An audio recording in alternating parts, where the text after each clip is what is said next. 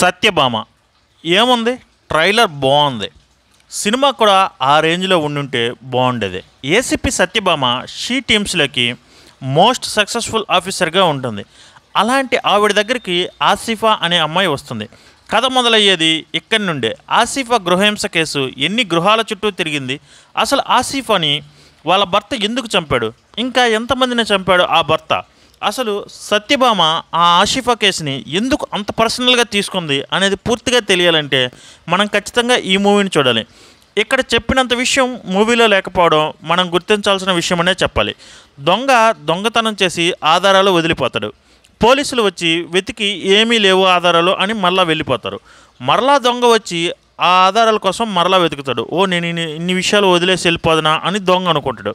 But వెళ్ళిపోయేటప్పుడు police వాళ్ళు దొంగను ఫాలో చేసి మనం ఇలాంటి విషయాలను ఎందుకు మర్చిపోయాం అని బాధపడతారు. సో సింపుల్గా చెప్పాలంటే ఈ మూవీ కూడా ఇలాగే ఉంటుంది.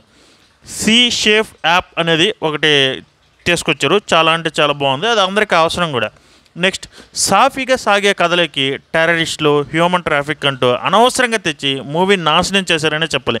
వన్ వర్డ్ అబౌట్ మూవీ గురించి చెప్పాలంటే ఓన్లీ కాజల్ భయ్య. కాజల్ అయితే ఇరగదీసిందనే చెప్పాలి.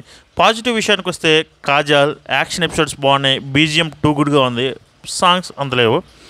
నెగిటివ్స్, పాత కథ, పాత స్క్రీన్ ప్లే, పాత చెత్తకాయ పచ్చడి. ఎవరెవరు యాక్ట్ ఎలా చేశారంటే ఎవరిని సరిగ్గా యూజ్ చేసుకోలేదు. నవీన్ చంద్ర కానీ, ప్రకాష్ రాజ్ కానీ, అలాగే నాగినీడి కానీ, వీళ్ళు ఉంటారు అంతే, ఏదో ఉంటారు అంతే, అంతేం లేదు. యాంటాగనిస్ట్ కూడా ఏముండదు.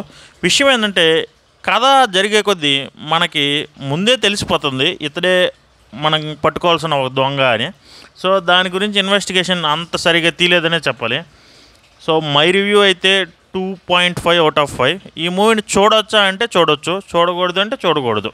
సో చూడొచ్చు ఒకసారి, లేదు మేము ట్రై చేస్తామంటే మీ ఇష్టం, ట్రై చేసేయండి సరదాగా. ఈ వీకెండ్ చాలా సినిమాలు ఉన్నాయి, లేదు ఆగి మేము కొంచెం చూస్తామంటే చూడండి. సో ఈ వీడియోలో అయితే ఇంతవరకే. Thank you for watching. Love you, bye.